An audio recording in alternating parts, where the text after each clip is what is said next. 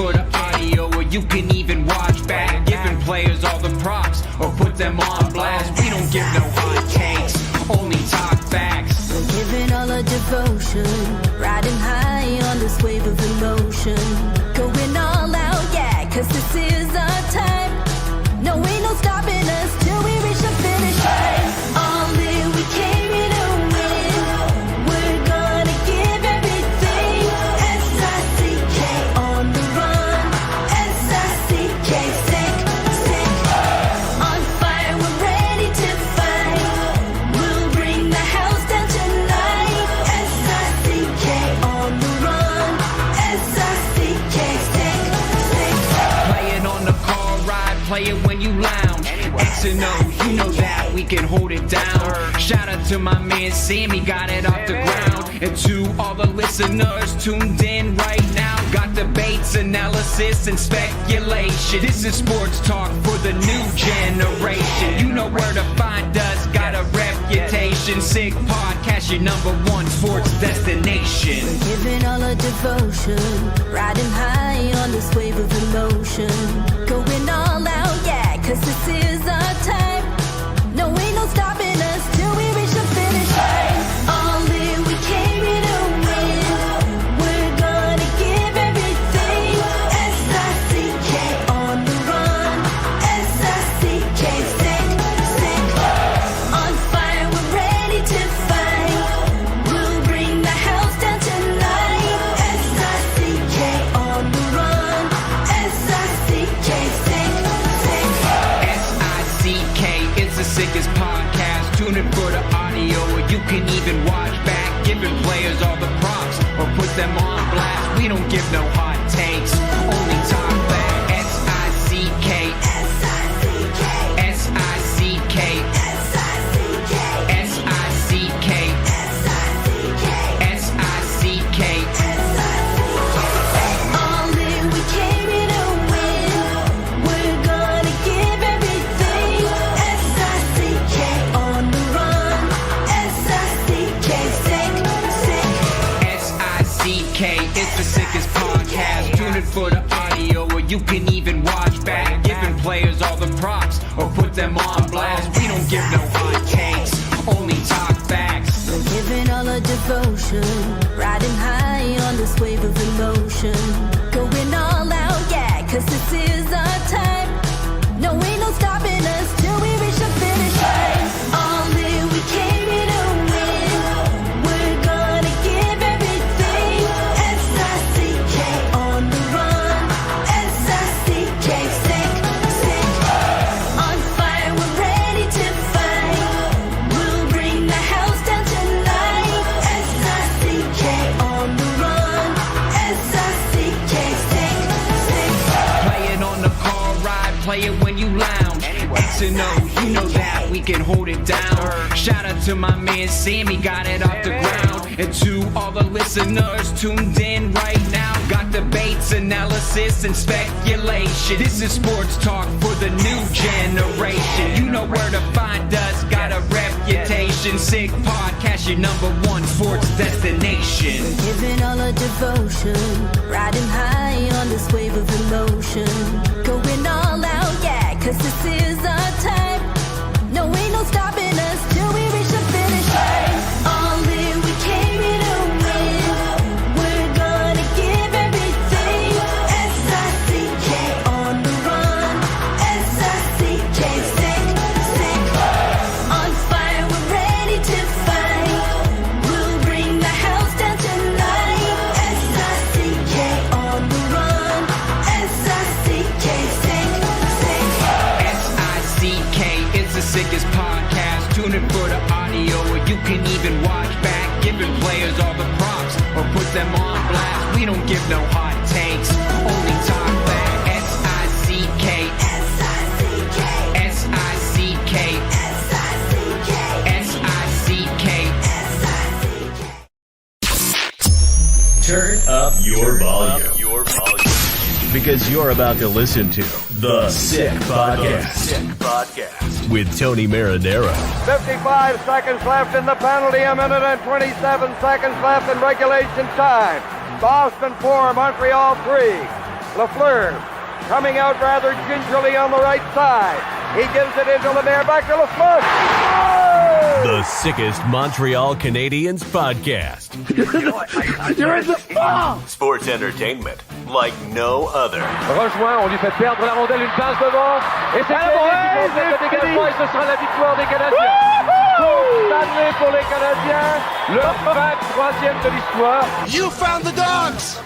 John, you found the dogs! He found the dogs! And all together, they worked a young team to the top. And now, a 24th Stanley Cup banner will hang from the rafters of the famous Forum in Montreal. The Canadiens win the Stanley Cup! Brought to you by Energy Transportation Group. Driven to be different. La Tibi. Embrace your true nature. And Playground, your premier gaming destination. It's gonna be sick. Marinaro, the Sick Podcast on this Monday, January 20th. Thanks, everyone, for watching. We are live on YouTube, live on Facebook, live on Twitter. I hope every now and then it's on, every now and then it's off. It's stuff like that. That's happens with the application formerly known as Twitter, actually now known as X. The Sick Podcast brought to you in part by Playground, giving away over $100,000 in cash prizes this January at their cash game poker tables every Monday through Thursday. Go and play anytime from 10 a.m. to 4 p.m. or enjoy the late night games from 9 p.m. to 3 a.m. for a chance to win. Each period will have 12 winners for a total of 24 winners per promo day. Get in on the action at Playground. See that fridge behind me? Well, you're going to see a lot of Bittt at Tibi in it. Bittt Tibi launched their new Ultra Lager. It's a refreshing, thirst-quenching beer, perfect for chilly winter days. Only 90 calories, 2 grams of carbs, 4% ABV per can. Available in a pack of 6 and 12 in grocery stores all around the province of Quebec. It's ultra light and ultra refreshing. Also brought to you in part by Energy Transportation Group, a leading full-service logistics provider serving all of North America. Driven to be different. They are a top fleet employer in Canada. Just ask Forbes magazine. They will tell you that. Folks, we know the Montreal Canadiens are in the mix. Brendan Gallagher told us yesterday, after being named the first star of the hockey game, that he believes the fans deserve playoff hockey, and that's what the players are going to try to give them. There are some games that we need to pay attention to tonight. One of them involves the team the Montreal Canadiens are going to play tomorrow night, the Tampa Bay Lightning. And it's important that Tampa Bay is playing tonight. Why? Because when Tampa will play in Montreal tomorrow night, they're going to be playing their second game in as many nights. There's going to be some travel included as well. So let's keep our eyes on that. As we speak, there is about 5.5 minutes left to go in regulation, and the Toronto Maple Leafs lead the Tampa Bay Lightning by a score of 4-3. Other teams in the East, Carolina is tied with Chicago at 2. The Boston Bruins earlier today doubled up on San Jose, so they won.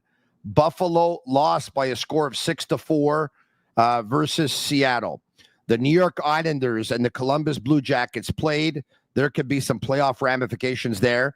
And the Islanders beat Columbus by a score of 3-1. So I'm not going to give you any finals. I'm not going to look at the standings just yet. Let's make these games finish off, and then we'll take a look at the standings. But what I can tell you, speaking of the standings, for now, because once again, I can give you the exact point totals for Toronto and Tampa Bay and Carolina once their games are over. But Ottawa's holding on right now to the first wild card spot with 52 points. Boston's holding on to the second wild card spot with 52 points. Ottawa's got 2 games in hand on Boston. Columbus is 1 point behind Boston for the second wildcard spot with 2 games in hand on the Bruins. The Canadiens are 2 points behind Boston for that second wildcard spot, and the Canadiens have 2 games in hand on the Bruins.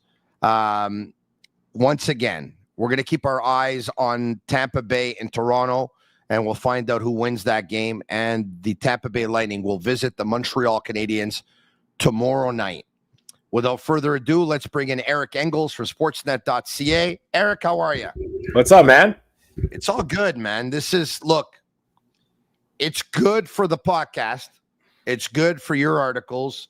It's good for sports television. It's good for sports radio. It's good for sports podcasts. It's good for the city of Montreal, good for the Canadians, the players, the management team, the concession stands, the ticket the box office, everyone. It's good. Restaurants around the building. It's good for the Canadians to be competitive in the mix. That's what they want it to be, and that's what they are right now. The big question is whether or not it can continue. Well, we're going to have to wait to find out. We're going to have to wait to find out, but I think no matter what happens, whether the Canadians make the playoffs or not, what they've gained over the last number of weeks is an identity that they can carry forward. And that's what the main goal was this season, right? You know, Marty's talked about the transition of learning how to win. They put themselves in a position where their games, you know, I put it to him, it was back on January 9th. I said, Marty, the games are about to get harder. And he said, no, I think they're already hard. They're about to get more important because of the position we put ourselves in. Well, to see them play under that type of pressure where the games are that much more important, they are that much more relevant, and stick to their identity for the most part, even against the Leafs and the way that game went, and I'm sure we'll go over it. Like, it's not like the Canadians were so far out of the pocket of what they've been doing over the last 6-7 weeks. They just probably should have been up 6-0 instead of 3-0, and they didn't get there, and they played against a dangerous team that has superstars that made them pay and made it a close game and tightened that pressure. So to see them come back on Sunday the way they did, and I'm sure we'll get into that one in detail too. Yeah. You know, no matter what happens between now and the end of the season, there's so much positive that they take as far as their rebuild is concerned. I had a very animated discussion with JC on GIC on TVA Sports on Friday. And the discussion was that I said that I think we're at the point here where Marty St. Louis can go with one goalie one night and the other goalie the other night. If you want to call that a goalie controversy, I prefaced it by saying it's a very small sample size. Yes. I'm not going to say that Jakub Dobes is a great goalie just yet. I won't say that. What I will say, even though he had a lot of hiccups last night and he was fighting nerves in his first ever start at the Bell Center, obviously Nick Suzuki said it at the end of the game that he thought Dobes stole the game for the Canadians or in overtime, or gave the Canadians a chance to win that game in overtime, or in overtime they wouldn't have won if it wasn't for Dobes. Put it whichever way you may. Do you think that this week, the Canadians who have Tampa Bay tomorrow night and then are in Detroit on Thursday night will go to the same goalie for both games, or they'll give one apiece? I don't know if it's just like the next two games you look at. There's 3 games this week, right? There's Tampa Bay, You're right. There's Detroit, and there's New Jersey. I'll say Dobes starts one of the games and Montembeault starts 2 of them. Let's take a look at last week. Last week, they were in Seattle on Tuesday, and Montembeault played it. Pardon me, not Seattle. They were in Utah. Pardon me. They were in Utah. And then the game in Dallas, Dobes played it. And then the game on Saturday night versus Toronto, Montembeault played it. And then the game on Sunday night versus the Rangers, Dobes played it. So, it was 3 games in 4. It was 3 games in 4 nights and a back-to-back coming. So, again, the Canadians' logic would dictate. If I had to bet on it right now, and if I bet people are probably betting on it, you would bet Montembeault, Dobes, Montembeault. Yes, and it's logical. And like, this is another thing in terms of the character of the team, and I think it was a pretty exhausted storyline originally brought up by Arpen Basu, who works for The Athletic. Just that up until last night's game against New York, the Canadians had traveled for 15 straight games to play. Yeah. Whether it was at home or it was on the road, they were traveling between those games. Now they play Tampa Bay at home, and they're going to travel to Detroit and play, and then they're coming back to play at home against New Jersey. So, yeah, if I had to handicap it, it's going to be Montembeault tomorrow against Tampa. It's going to be Dobes against Detroit in Detroit, and then it's going to be Montembeault right back again on Saturday against New Jersey. It's a hypothetical game we're playing because, of course, so much can change. You know, Montembeault could end up winning tomorrow, and Dobes might end up having a stinker in Detroit on Thursday. But hypothetically here, let's just say Montembeault has a bad game tomorrow night versus Tampa. They lose. Let's just say Dobes has a great game on Thursday. They win. Do you think they'll stick to that plan of the Montembeault? Are you Dobes, trying to create the Montembeault, controversy? You know what? I think it's almost there. We have a goalie who has only played 5 games. You don't think so? Why not? I think definitively that Montembeault is no longer going to start 6 games for everyone the backup starts. I think there's no doubt that we're definitive. past that. I think that this is where I think we are. Okay. I'm going to tell you where I think we are. I don't think we're at 50-50 yet. And I'm not so sure that we're 3 out of 4 or 2 out of 3 yet. And I know that ultimately the law of averages will say that it's either, 50-50 or 2 out of 3 or 3 out of 4. But you know what I'm trying to say? I think it's almost closer to a 67% than it is to a 75. I think it's going to be 2 out of 3. I think it's a logical way to handle what's ahead of the Canadians. Now their schedule calms down a little relative to what they just went through. Like, it was absolutely insane. You look at December and January, and they're leading into a pretty big break with the 4 Nations coming in their bye week. So, I don't think they want to overtax Montembeault. I don't think they're nervous about playing them 2 out of every 3.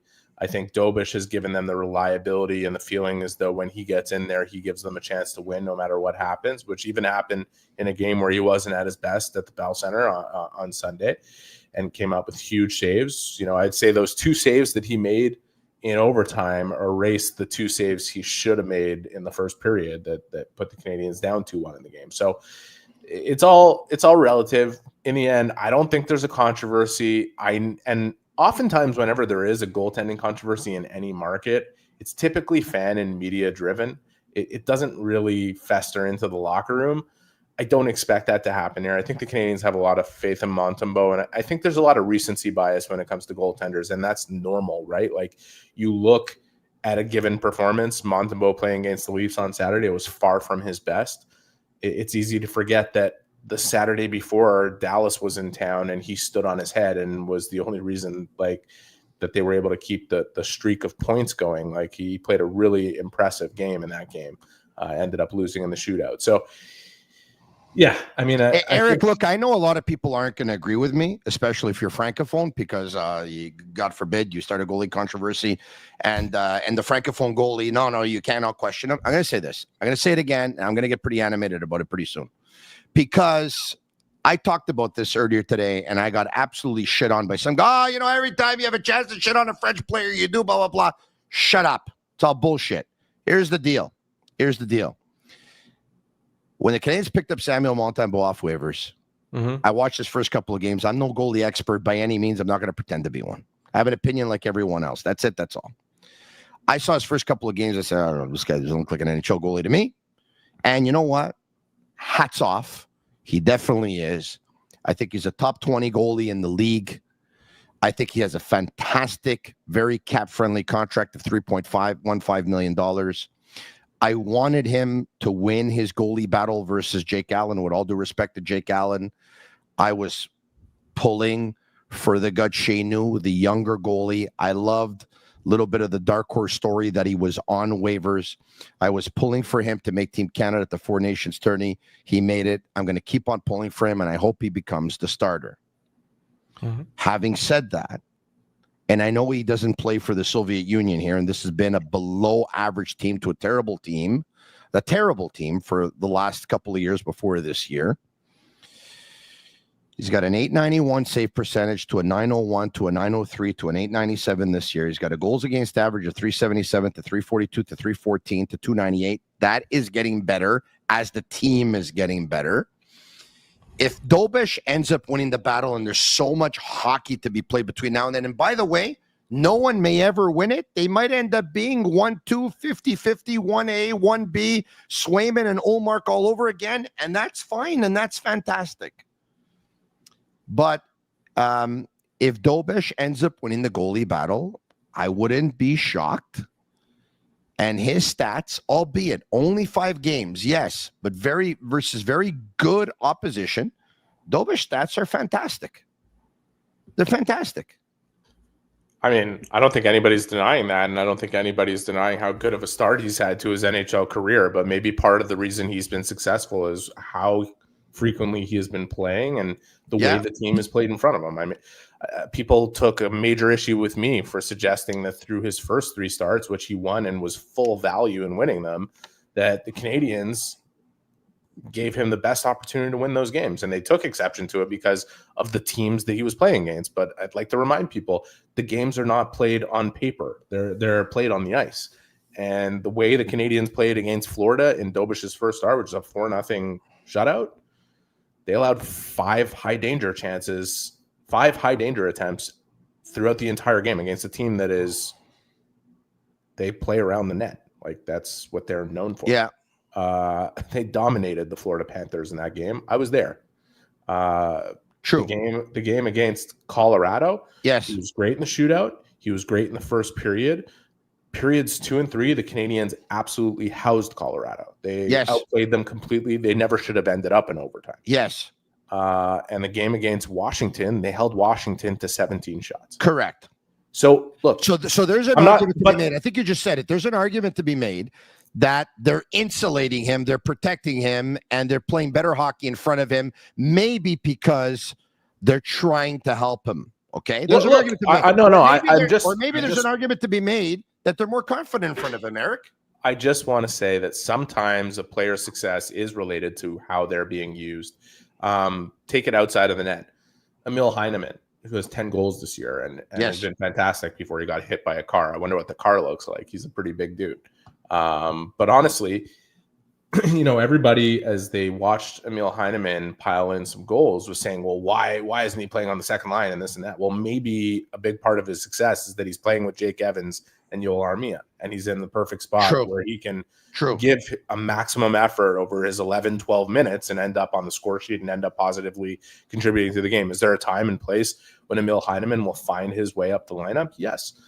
Same way Lane Hutson became undeniable on the first power play and became undeniable in climbing ice time. Like, everything happens in good time. And I'll say this, if Jakub Dobes continues to, if you consider the New York game to be the outlier because he allowed 4 goals versus just 1, if he starts his next 3-4 games and continues to only allow 1 goal against, he's going to make a real hard case to push Montembeault, from here to the end of the season for more starts.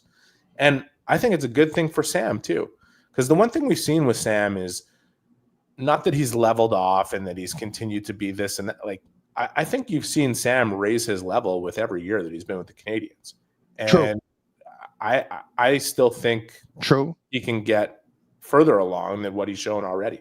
Now, in the end. Yeah, but for those who, all I'm saying is, for those who don't think it's, let's just say, possible. I can't, whatever.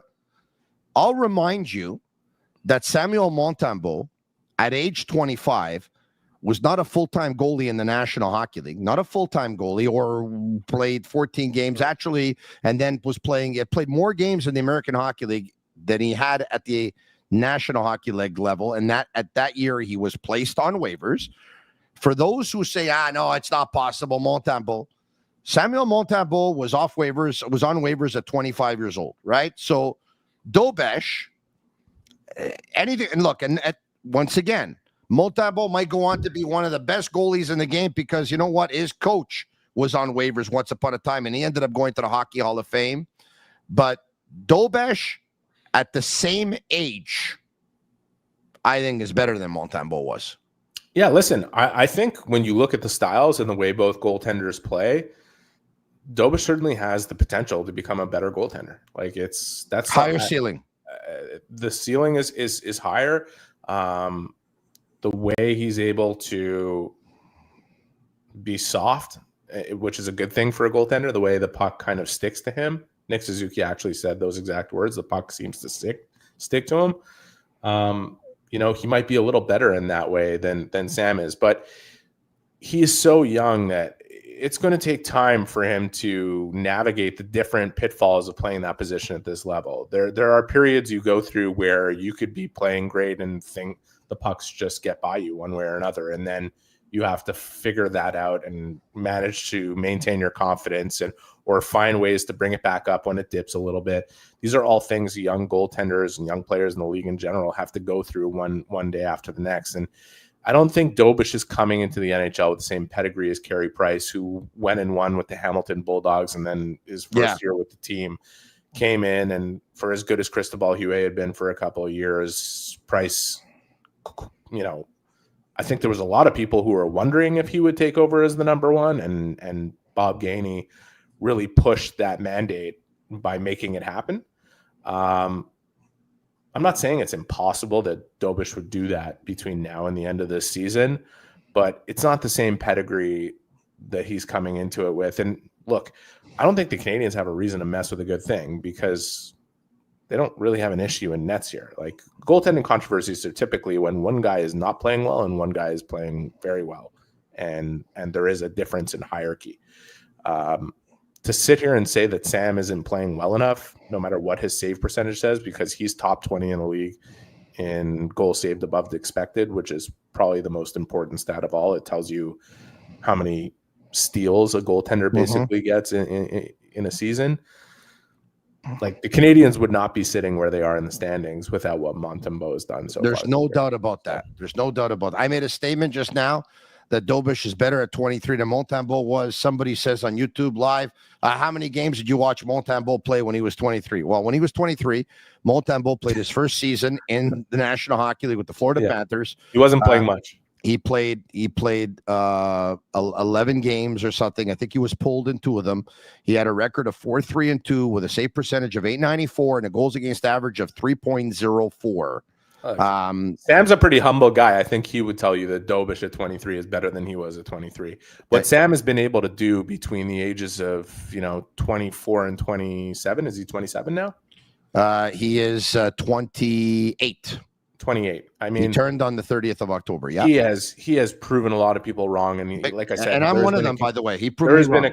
All of us. I mean, all of us. Yeah, I think everybody looked at him when he first came to Montreal, including some of his teammates, and said, "I don't know if this is going to work at this level."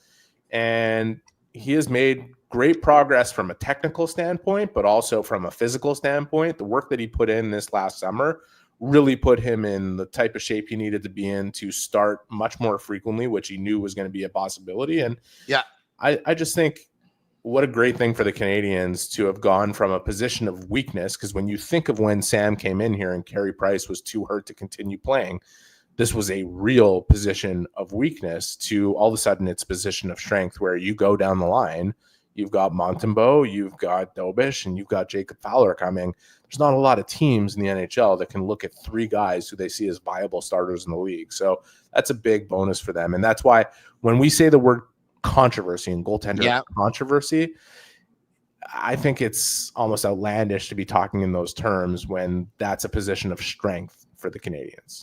There's no doubt about it. And look, for those who are saying that Jakub Fowler is the future of the organization in goal, I don't think you're going to get no disagreement from me or Eric's. Clearly, that's where it's headed. I think he's got like 5 shutouts and 16 starts this year with Boston College. He's playing absolutely amazing hockey. His pedigree, we know what it is. A lot of people that have seen him play are saying that this guy is really going to be special. We get that. But I'm just wondering how this Dobes Montembeault thing can go. And it might go 50-50 over the next couple of years. It might go 60-40. Montembeault might end up winning his battle, and he might be the goalie with Jakub Fowler, or Dobes might end up winning his battle. All I'm saying is 5 games is a small sample size. Yes, without a doubt, it is. In the 5 games that Jakub Dobes has played, he has impressed me more than in the last 5 games that Samuel Montembeault has played. You know what's great for the Canadians? They've got Montembeault for another 2 years after this one at $3.15 million. Amazing contract. Amazing for the Canadians.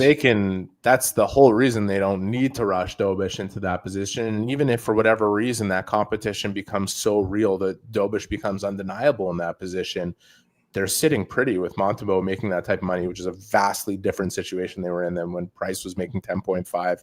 I know he's still making it, but he's not. I mean, he's on the books, but he's not really on the books. You had Allen making, several $1 million. Like, it's this whole thing has changed completely, and it's a real luxury for the Canadians. And look, I think Jakub Fowler is incredible in one particular way, that he's a winner. Like, you just look at him and he knows how to get it done and win. Dobes, from a technical standpoint, is probably ahead at this point and could end up being a better goaltender when all is said and done. Who knows? People threw in the towel on Kaiden Primo, and I totally understand why they did. Okay. And I'm not going to sit here and suggest that what he's doing in the American Hockey League right now is indicative of what he can do in the NHL. I'm happy he's bounced back. It's early though. It's early. And Sam is the perfect example of why it's too early to rush to judgment on a player like that. And that's the position. What Fowler has done at the college level is practically identical to what Primo did there before coming over and being put in different positions from NHL to AHL. You hope Fowler's development goes through a more linear curve. The Canadiens certainly have high hopes for this goaltender, and I think everybody outside looking in sees a guy that is going to be the future goaltender at this team. But now you got 3 guys, and I just think that's an incredible luxury where like I said, there's a lot of teams out there that don't have 2 or even 1 that they can count on every night. Tampa Bay ends up losing 5-3 to Toronto, 3 points for Mitch Marner and 3 points for Matthew Nyes, which is a real killer for me because the guy that was in second place is now in first place in my pool, and I digress as I sit in third place out of 12. But more on that between now and the end of the season. The good news is the guy that's in fourth place has Connor McDavid, who, by the way, was suspended 3 games earlier today. It's a little bit of a surprise. The NHL suspending their best player. Or one of their best. It's a little bit of a surprise, I think. But anyway, okay, look, we'll move on. And I will agree that it would be hard to imagine Dobes playing as well as he has been and putting up the numbers he has been if he would really get a lot of starts. I'll agree with that comment as well. So, we'll monitor the situation, and we both think that Montembeault will get the start tomorrow versus the Tampa Bay Lightning. Okay, so much happened this weekend. I want to talk to you about Lane Hutson, who had his worst game of the season probably on Saturday night, or at least he felt it was. Statistically, at -5, it was. I don't know if you had a chance to see it.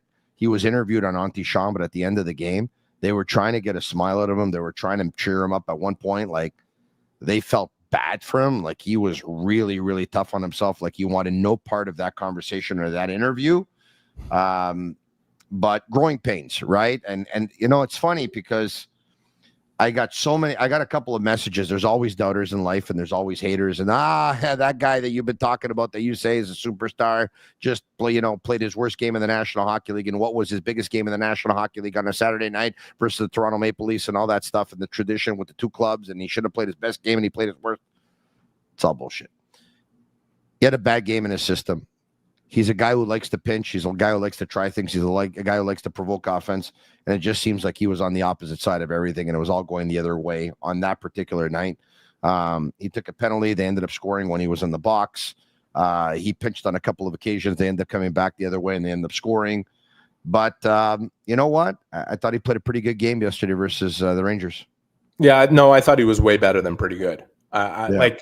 Everything about the game on Saturday, the -5 that he wore at the end of the night, was fully representative of the game he played against the Leafs. He mismanaged the puck in a couple of places where you can't afford to do that, especially against some of the best players in the world, in Nylander, Matthews, Marner, and he paid for it, and it's a lesson. And what I like about Lane Hutson is he learns quickly. This kid, watching the game last night from the press box, and I was zeroed in on him because I asked Marty after the game, he is still a rookie. And I just wondered, do you have to go look after him after he's going to be hard? I spoke to Mike Matheson, who said he's very hard on himself. And Mike is a guy who's very hard on himself too. Yeah. And he told Lane on the bench, look, there's nothing you can do about it now. It's done. Now it's about the next play. But even still, he could tell that rattled isn't the word I'd use, because I don't think Lane Hutson is a guy who gets rattled, but he was very mad at himself. And I guess he expressed that in his comments in Antichambre after. Watching the game last night, and it's not like he tried to go dipsy doodling, deking through this guy and that guy and this guy. He did 20 things that made me just go, oh my God, wow. It seems like every game he's doing these things that, we sit in the press box and we're all quiet, there's no cheering in the press box. It's nothing of that nature. But every once in a while, somebody makes a play that makes you go, oh, he makes 15 to 20 of them a game. And it's the simple stuff. Like it's the ease with which he breaks up a play defensively and transitions it in one motion. He doesn't break up a play, collect the puck, make a pass. He strips the puck off a guy while skating forwards in like heading back towards his own zone, and in the same motion hooks it back as a pass going the other way. He does things that it's impossible not to be astounded with some of the things he does. And I will say this, for as representative as 1 assist and -5 was against the Leafs, is as unrepresentative of the effect he had on the game that he was 1 assist and -1 against the Rangers. He was easily one of the 3 best players on the ice in the game, if not the best player on the ice. And he just, you look at the tying goal that Slavkovsky scored. I mean, it's Hutson. Hutson created that whole situation. Slav did his job. He went to the net. He ended up in the net. You love to see a guy his size crash the net with that velocity. Hutson crashed the net too and opened up that space for him to be wide open on the back door and put it in. I mean, it was an amazing bounce back performance from that kid. He's on pace to pick up probably or be in that discussion for the most assists by a rookie defenseman in the history of the National Hockey League. Like, that's pretty amazing. He's like, I don't know what the betting odds are for every game, you know, where you can bet on the individual stats, but he's pretty much a lock to pick one up every game. He's pretty much a lock to pick up a point every game that he plays. By the way, crazy. I would imagine, and I'm going to try and have Shingomo bring it up here if I can. The Canadiens last night and the National Hockey League announced the team of the last 25 years for the Montreal Canadiens, the first team and the second team. I would imagine you voted? Nope, I didn't. You didn't vote? Okay. I didn't. I actually couldn't care less about this. Okay. All right. I guess I'm not going to bring it up then. Let's make a team of the first 25 years. Like, who cares? Like, honestly, what? Yeah. I don't even know why they asked it. But anyway, long story short, I got the email. They asked me to vote, so I voted. Yeah. You saw the first team, I would imagine, of the last 25 years? Carey Price? Yeah, it was Koivu, Kovalev, Price, Weber, and Markov. So, something like that. So it was Weber, Markov, Carey Price, Koivu, Kovalev, Tomas Plekanec. Okay. Would you agree? I know you couldn't care less, you said, but I mean, I started the discussion. Let me see you end it. I don't know. Yeah, I guess so. All right. Sure. You have it? Okay. There it is. Okay. I want to let you know, I didn't have Plekanec on my first team. No? No, Who'd you have there? I had Nick Suzuki. I think Pacioretty probably deserves to be there over both of them. It's look, you can definitely make that argument considering that Max Pacioretty led 5 seasons of over 33 goals for the team. Led the Montreal Canadiens in goals on several occasions. 1 year he had 30, 1 year at 33, 1 year at 35, 1 year at 37, and 1 year at 39. That's a very, very. I have no problem with that argument. Yeah.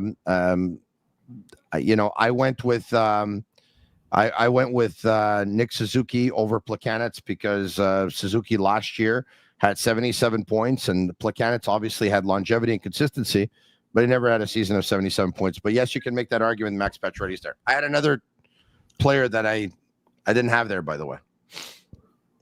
I had Subban over Weber. Okay. What do you think? I don't know. Yeah, I don't know if I would have. No? No. I think PK Subban's first 5.5 years with the Canadiens were better than Weber's 5.5 years at the end of his career. And I know that Shea Weber was fantastic in the Montreal Canadiens making it to the Stanley Cup final in 2021.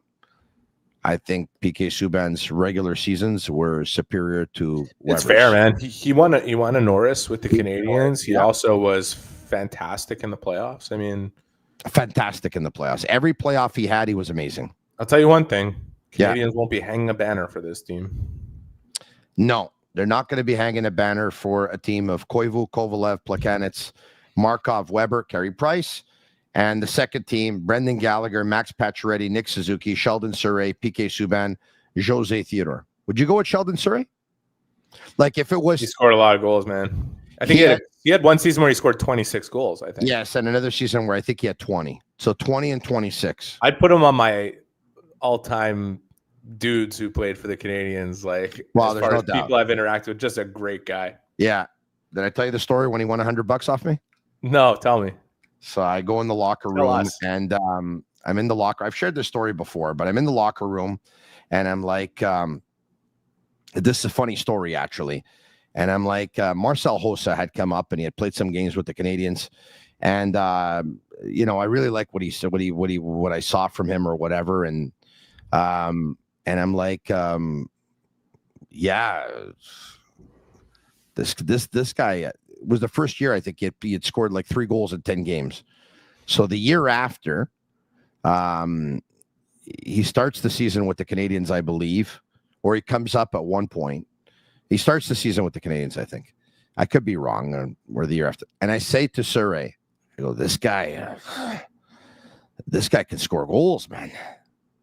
And he's just looking at me. And I'm like, I think he's going to score 20 this year. He looks at me and he says, you're nuts. It's his teammate here, right? And I'm like, what? He looks at me and he says, you want to bet? So I said, I don't know. Yeah. So he says, how much?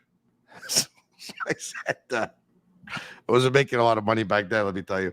I said, $100.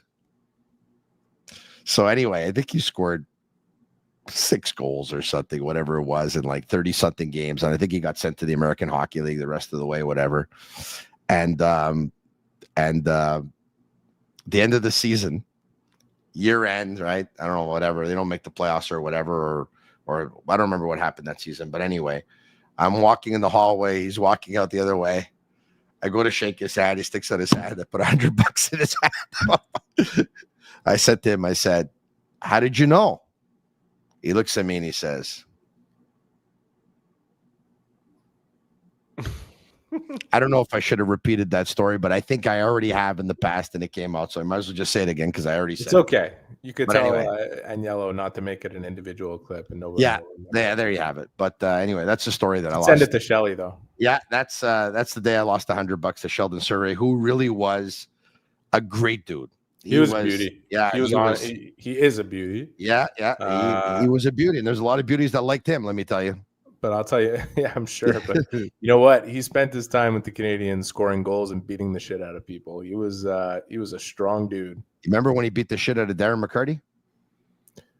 Yeah, he bloodied him up. Now he was wearing a brace on his wrist. Remember, he had some. I don't remember seeing him lose a fight. I don't know how many fights he would have lost playing with the Canadians. I do remember a night where I think he had 7 points or 6 points in a game against Pittsburgh. Was that against Pittsburgh? Yeah. He was, he shot the puck as hard as anyone I've ever seen. And he beat the shit out of people. He was really a tough dude. The other guy who I remember seeing win almost every fight he got into was Craig Rivet.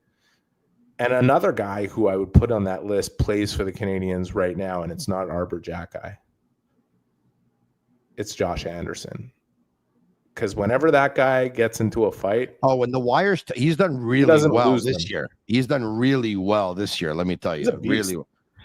I think Josh Anderson, when he beat up Tom Wilson, I think he realized just how tough he can be when he wants to. You know what's one of the nicest stories of this entire year, and it's the way Anderson has bounced back. It's the fact that the second that Josh Anderson went down in that game against New York, and it looked bad.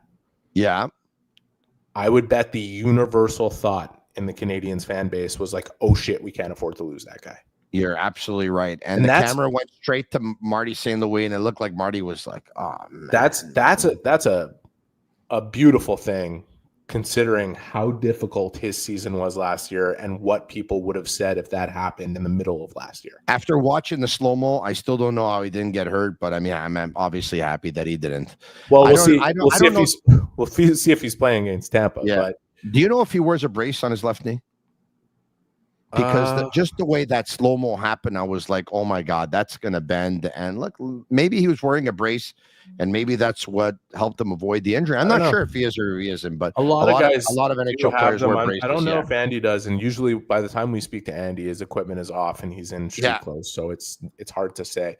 Yeah, I will just say though, like you just know that everybody watching had that thought, like, oh no, they can't lose that. He's a great story. He really is. The Sick Podcast brought to you in part by Accent Insurance Solutions. You know, all insurance isn't created equal, and you know where to find the right solution for you. Accent Insurance. Accent doesn't sell insurance; they shop insurance for you to find the right product, right on the money. Whatever your insurance needs, home, automobile, or business, call 514-363-3636 or visit their website www.accentassurance.com. Also, will the Montreal Canadiens make a wild card spot? You can go all the way with Betway and get a free bet up to $200 if your first bet loses. Scan the QR code on the screen or click on the link in the details section to create an account and redeem your welcome offer. Offers only available for new customers. Terms and conditions apply. Offers only or not available in Ontario. Must be 18 years of age.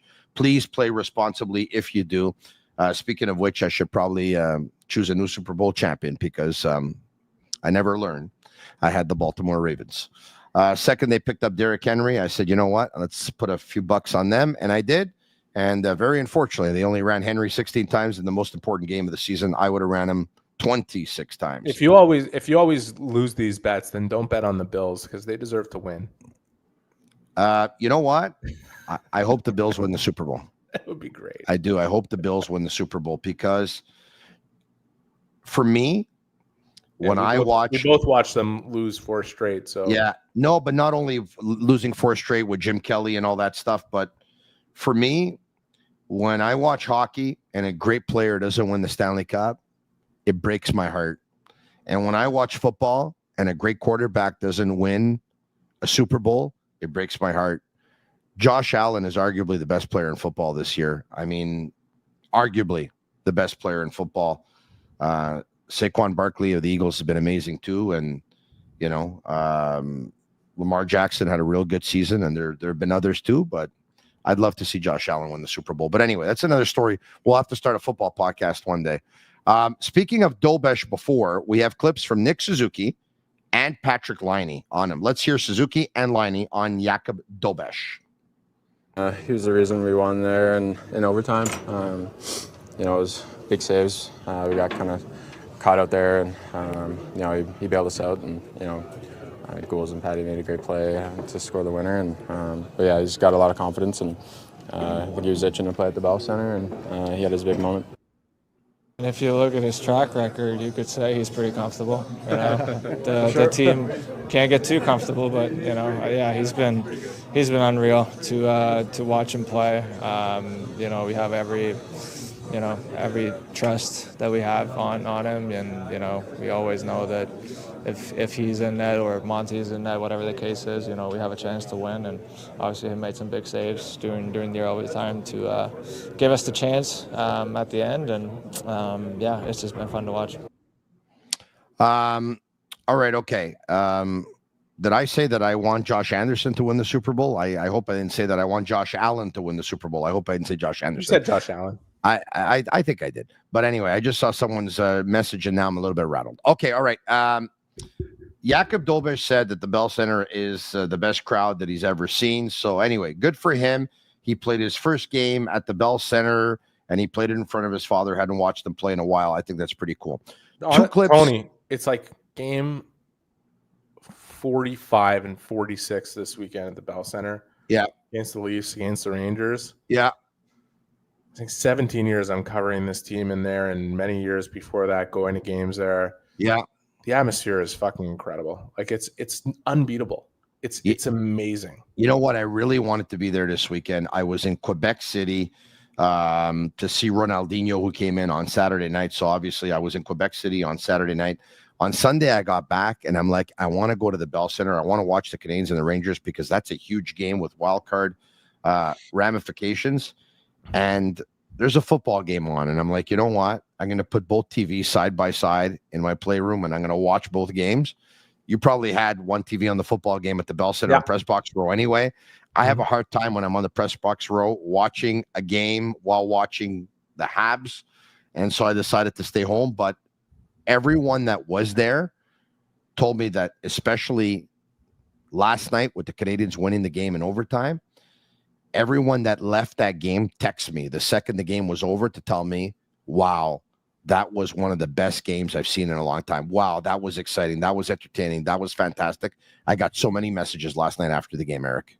It's just a sick atmosphere to be at. Like, there's no building in the league that really gets like that, but especially in the 45th game of a season that's 82 games long. Like, it's just and yesterday, the 46th game is on a Sunday. Like, you can't take it for granted. Even as somebody who walks in there for every single game that gets played, you just don't take for granted what you experience in that building and the way it comes alive and the way it propels the Canadians to something and the way it even gets the best out of their opponents too, right? Like, everybody who comes into the Bell Center is pretty excited to play there. It's a hard building to put up a good home record in. You'd think it would be a huge advantage, but you know, fans travel well, especially Leafs fans on Saturday night, right? Like, they're paying through the nose to watch games in Toronto where the atmosphere is. There were probably thousands that came in by bus or train or whatever. Yeah, on Saturday. Xhekaj got them going though last night, eh? Xhekaj got the crowd going last night. Canadians are down by a score 2-1. He goes up to Rempe. You know what? He instigates them. But it's actually Rempe who drops the gloves and throws in the first punches, right? So you get the feeling that Xhekaj is so conscientious of not wanting to get the instigator or an extra two that the poor guy has to take a couple in the face or in the mouth. I mean, he actually he drops a glove and starts going, but he was a little bit behind. But man, when he started to let him go, eh? He was a little bit behind, but I don't think it was on purpose. Like, Rempe jumped him, but Arber said, I asked, because it looked like Arber was apologizing to Rempe in the box for the fact that Rempe ended up with an extra couple minutes and like he suckered him into it. And he said, no, I was actually, he was saying sorry for getting the jump on me, that he likes to, you know, he doesn't like to jump guys. And to be honest, it was hilarious because I was asking him to go for the entire shift. So it was Arber who really was initiating that fight. In any case, he won it. He won it real clean. Like, I don't think, aside from those couple shots that Rempe got before Arber had his gloves off, he didn't land one more in that fight. And, you know, it's just the timing was right. He has matured a lot in terms of his decisions and that stuff. You know, he had a tough giveaway early in the game where it's easy to point the finger at him and stuff like that. And it's a mistake for sure. The puck was on end. He wasn't able to settle it down. He made a mistake. The game is full of them. But he had a good game. You know, he contributed what he needed to contribute to help the Canadians find what they needed emotionally to win it. And what a third period that was. Like, that was I want to say this, like, the Rangers, we didn't talk about the Rangers at all, Tony. Yeah. There's no way that team is making the playoffs playing that way. Like, the Canadians gave up. They could have scored 4 or 5 more to Canadians yesterday. Gave up a little more than their fair share of what we've seen from them over the last 6-7 weeks. The Rangers gave up 40 scoring chances, conservatively. Like, they literally, it didn't say that. And I think on Natural Stat Trick, it said 30 in all situations. It was at least 10 more. Like, Will Borgen, who gave the Canadians a goal by passing the puck right to Nick Suzuki at one point, saved one, pulling a Patrick Laine shot off the line. Like, it was the 40th scoring chance they'd given up in the game. Like, they're so loose in front of their own net. It was, the Canadians should have won the game 10-4. So I think the Rangers deserved the 4 goals they scored. You know, if you subtract the 2 that Dobes let in and add 2, you know, that hit the post in the third period, you still end up with the same number. The Canadians, if not for Jonathan Quick, would have had 10. Like, there's no way the Rangers making the playoffs playing that way. You want to know the path for the Canadians to make the playoffs? Because you talk about the wild card, and let's face it, you look at the Atlantic Division, third place in the division is absolutely available. I think they have 15 games remaining in their division. They go above 500 in those 15 games, I really like their chances. And that's why, you know, Tampa tomorrow, Detroit Thursday, those games are enormous. They're huge. They're huge. They're huge. They're absolutely huge. You know, Tampa's got 3 points up on the Canadians. You beat the Lightning, and all of a sudden, those 3 points, if Tampa doesn't pick up a point in regulation, become. And they have a game in hand, right? I think the game is absolutely huge. Tampa Bay has played 44 games, and the Montreal Canadiens have played 46. Now, let me see if they played 44. That's 2 games in hand, or with the game tonight. No, it's 45. They just included the game tonight, so they have a game in hand. And by the way, I heard what you said before. Tampa played tonight in Toronto. They're traveling to play. Canadians arrested. None of that shit matters anymore. Like, after watching what the Canadians did over the last 4 weeks, where they were playing back-to-back and winning every game, after watching the Senators win back-to-back games this weekend. Yeah. And by the way, you got to give them credit. I'm honestly astounded at how well the Senators played against New Jersey the other night and how they've been playing in general without Allmark there, with their goalie stepping up defensively, kind of shutting down teams. See a lot of maturity in their game. I said, earlier this season, I think the Canadians, before the season started, will finish ahead of the Senators in the standings. The Senators are making it, they are full value for what they've been doing of late in the standings. So it's going to be a hell of a dogfight from here to the end of the season. It will. And by the way, that game, Saturday, February 22nd, Montreal at Ottawa, the Canadians will play the Senators 3 more times between now and the end of the year. Those games are going to be a game in Ottawa in February, a game in Montreal in March, a game in Ottawa in April. Those games are going to be absolutely huge. You're right about that. Absolutely huge games they're going to be. Yeah, I think those are the biggest ones.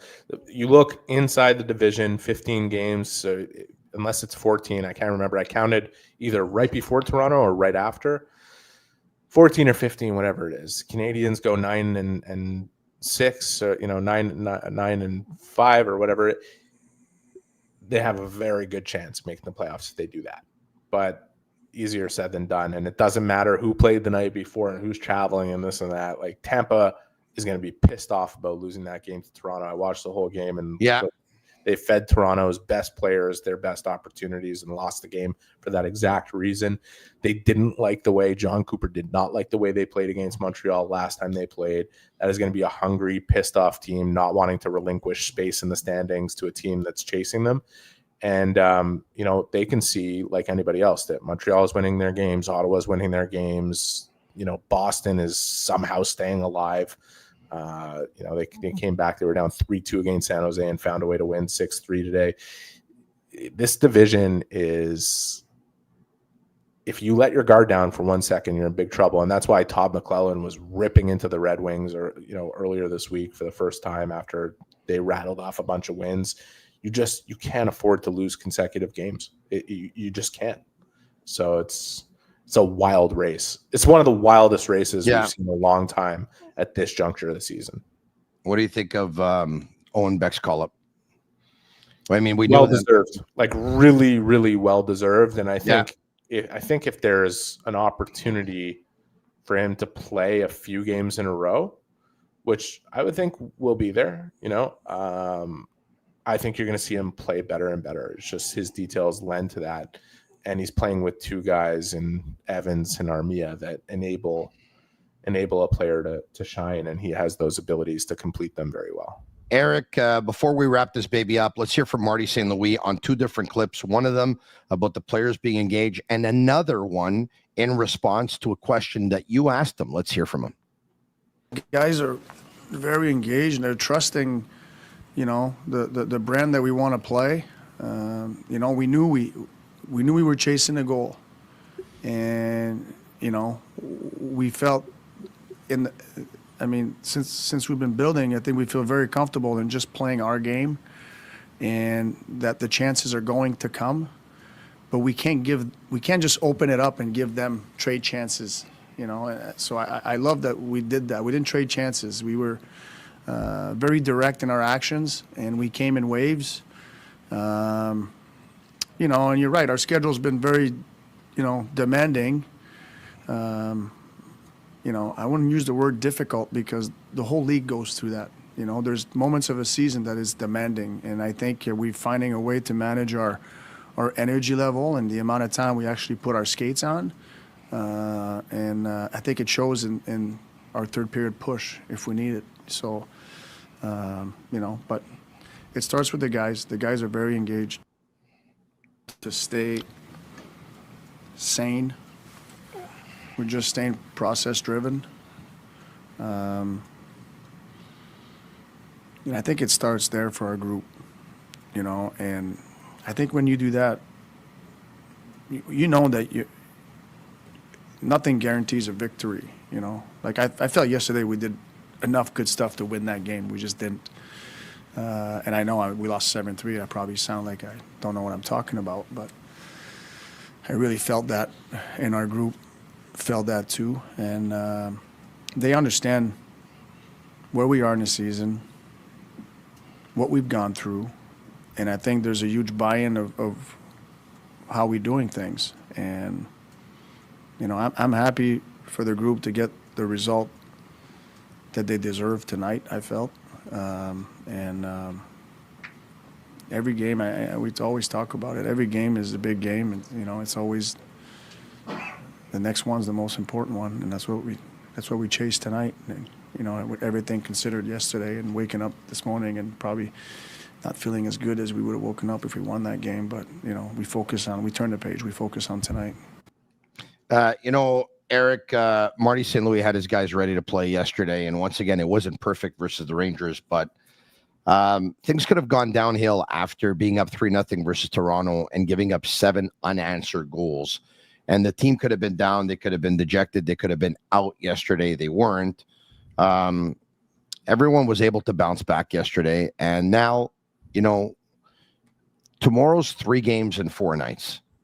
The good news is that there hasn't been any travel because obviously all 3 will have been at home. But we're going to see how deep the guys are going to be able to dig, or they will dig tomorrow. I can't wait to watch this game tomorrow because once again, and we're going to say this between now and the end of the year, like tomorrow becomes the most important game of the season for the Canadians. And then once it's over, the game in Detroit on Thursday becomes the most important game of the season for the Canadians.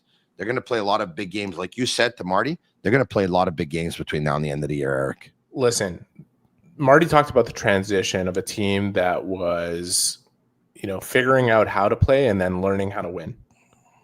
And now the team has done a lot of the things that show that they've applied the knowledge of learning how to win.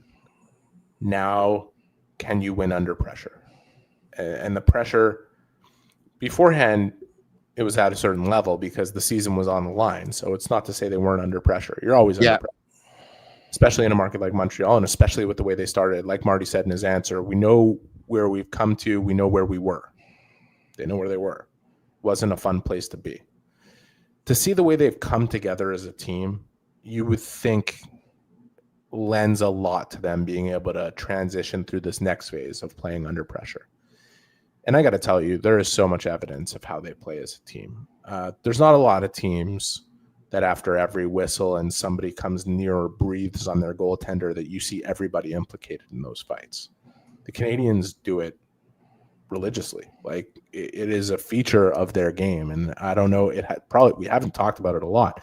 It was easy to talk about it when they were losing games and you didn't see enough of it. And that always comes up when they're winning games and they're doing those things. Nobody talks about it. I see it. I'm sure you've seen it too, Tony. Like there's a lot of after the whistle stuff going on with this team because they don't like anybody coming near their crease.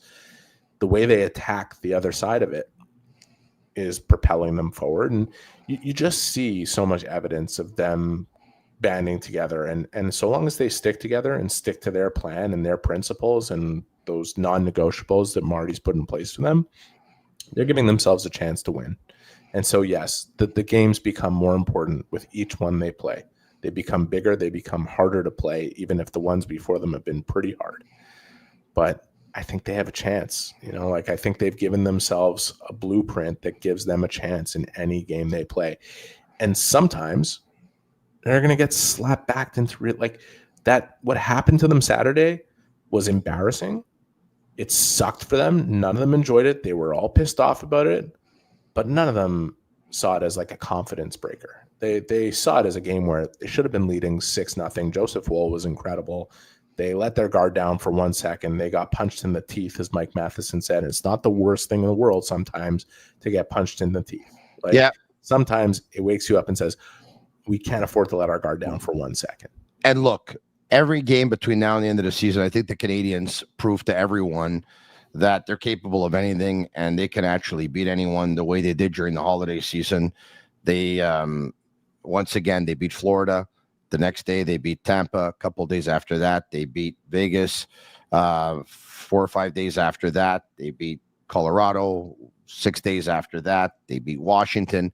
And all those games were on the road. Having said that, I hope the Canadians have a good one under their belt. You know, a good one tomorrow, because Detroit, remember those games on the 20th of December and the 21st, if memory serves me well. I think it was the 20th and the 21st. Mhm. It was a Friday and a Saturday. They won 4-3 in Detroit. They won 5-1 in Montreal. They outscored them 9-4. The Red Wings really bounced back after those two losses. Mhm. The law of averages says it'd be very hard to beat the same team 3 or 4 times in a row. Detroit will be ready on Thursday. I know the Canadians will as well, but tomorrow really becomes a huge game for the Canadians, because Detroit probably has that game on Thursday night circled in their calendar after the way the Canadians laid the smackdown on them. I know we're nearing the end of our conversation. I Yes. think it would be unjust if we went through the entire thing without mentioning one thing in particular. Alex Carrier's play on the weekend, Amazing. That was the best he has played since he's come here, and he's been good in virtually every game. His effect on the lineup, putting Guhle in his place as a partnership, putting Matheson up with Hutson, allowing for more offensive zone starts for those two guys, just kind of balancing everything out with Savard playing with Jack. Yeah. Full credit. Great move by the Canadians. They could have been the ones who traded for Will Borgen instead of getting him, and we might not be talking about what we're talking about right now. So the impact is huge. But the way he played on the weekend, his game was up a level. And it was probably under the radar of everything we saw with the 7-3 loss and the 5-4 crazy comeback win. He was so good. His analytics were great. I saw something earlier today. I'm actually a little bit pissed at myself that I didn't screenshot it so we could actually put it up and bring it up. But I'm happy you brought up Carrier. And since we're throwing flowers here, I want to talk about Goalie. Goule's offensive instincts and his ability to see Liney yesterday and put that puck on his stick, and the game before, the way he saw Kirby Dach in the slot for the first goal of the hockey game. And Marty mentioned it yesterday. Goule's offensive game, Eric, in the last week or two, you've seen how many scoring chances Goalie has, like jumping into the rush, pinching. He's a really good defenseman, man. Like he's a really good defenseman, and it's a good thing you brought up Dach. I mean, him and Newhook, for all the shit they took at one point or another this season, a lot of it deserved. Like Newhook is playing. His speed is such a factor in that line finding what it's found of late, and I think Dach has been. It's refreshing to see him back to the player that everybody knows he should be able to be. And if he keeps that up, he's going to give the Canadians the type of hope that they might have lost watching him through the first half. Like that's big for him. It's big for his confidence. It's big for his future. It's big for their future. He's got to keep going. But yeah, those two guys, don't forget, like, how much longer is Newhook's contract? Are they both expiring at the same time? Yeah, they both signed 4-year deals. But hold on a second. But Newhook was acquired 1 year after Kirby Dach, correct? Correct. Yeah, I think Newhook expires 1 year later. So he does, because they were both signed to 4-year deals, but Newhook was acquired 1 year after Kirby Dach. So Alex Newhook is in year 2 of a 4-year deal at $2.9 million. 2.9. And Kirby Dach is in year 3 of a 4-year deal, and he is paid $3.362 $500. So I want to leave you with $4 million. I want to leave you with a thought. Okay. Yeah. Lane Kirby Dach, by the way, to be RFA at the end of his contract. Lane Hutson's going to get paid. We know. You think? Yeah. But we started this season talking about 2 potential windows that the Canadians had, and whether they're going to have to make some decisions on which one they're really going to go investing all in on. But the truth is that if they could invest in the first one, which is the Nick Suzuki, Cole Caulfield, Kirby Dach kind of window, they give themselves a chance of having a longer kind of period of being a really good team. Yeah. The salary cap is going up exponentially. Okay. It could be around 90. It's supposed to be 92, 93 next year, but it could actually end up being 95, 96. Yes. And then it's going to be probably over 100. Correct. I've heard that too. The way the Canadians are set up financially, and that's why I asked about Newhook and Dach, because the way those guys are playing, if they continue playing that way, for next year, they're going to be between the two of them combining for under $6 million, or they're around $6 million for the Canadians. Yeah. Their salary structure enables them to compete much sooner than people would assume just watching them play right now. Yes. And this is why we have to keep, we have to pay special close attention to Jake Evans' next deal too, right? Because I think everyone will agree that Jake Evans is a very good player, and every one of us watching would take Jake Evans on our hockey team every day of the week and twice on Sunday. But if you pay him an amount that goes over what you're thinking, yes, the cap is going up. You're right. These guys are not going to do anything against their own principles. They have a number in mind for what they think Jake Evans is worth, and that is what they will offer him and try to sign him to. Will they have some sort of flexibility? I would imagine they will, but not so much that they would compromise their own values and how they see things. And I think, we'll see where that goes. If I was a betting man, I'd bet Jake Evans is going to continue to be a Montreal Canadian, but I'm not saying I would mortgage my house doing that. There's a lot that could happen between now and then. He's leveled off production-wise over the last 7-8 games. Doesn't really matter. You know what he gives you on every given night. Like it's a pretty sure quality and sure bet. But you just look at the number, like you look at what Caulfield is signed for, Suzuki is signed for, Slavkovsky is signed for, and believe me, whatever you think of Slavkovsky, he's just remind yourself he's 20 years old, and like there's enough promising signs there to realize that contract is going to look pretty good by the time it's really kicked in and he's well into it. Dach at 3 point whatever you just said, 3.36, and Newhook at 2.9, who could become a really, really good third line center and an option in the top 6 if you have injuries, and Demidov coming. Watch out if they start opening up the pocketbook and bringing some players in here. And I think that players around the league will look at what's happened with Laine, who's going to be on Spit and Chicklets tomorrow, and talking about his experience in Montreal. I think there's a lot of people that see the Canadians on the rise and see what these guys are playing in this market and seeing the beauty of this market. It's going to become a much more attractive place than it's been in a long time. Yeah. No, you're absolutely right. Look, their best years are ahead, right? And a lot of people look at them now and look at Laine, and he's playing better hockey. Look at Suzuki, he's playing the best hockey of his career. Look at Caulfield, he's playing the best hockey of his career. Look at what Lane Hutson is doing in his rookie season. Look at the way Kaiden Guhle is playing. Demidov is coming next year. He was named rookie of the week for or player of the week, whatever it was, for the 6th time, I think, this season. Or, he's putting up amazing numbers as well. The Canadians' future is bright. We're really excited here at the Sick Podcast because, when we started this thing about 5 years ago, we knew the Canadians that, after that, they were going into a rebuild. And we said, man, we're going to have tough times ahead. But we said, when they're going to be good, it's going to coincide with the podcast being 4, 5, 6 years in. And we're pretty happy about that. So we're pretty happy right now. The potential of it happening sooner than later is really tied to what Nick Suzuki and Cole Caulfield make. Because just look at what they're doing. $7.875 million for one and $7.85 million for the other. Just look at what they're doing. Look at what Cole Caulfield is doing for that money. I mean, it's he's got 6 more years after this one at that number, like in the prime of his career. He's walking into he's not even there yet. He's just coming into it. There's a lot of people that have wanted to trade Cole Caulfield over the last couple of years for whatever reason. You hear a lot of trade scenarios in this market. There's a lot of people that wanted to trade him for Pierre-Luc Dubois. Really? Yeah. Okay. Yeah. You know what? There's a lot of people that wanted to package Cole Caulfield for Pierre-Luc Dubois. Never mind one-on-one.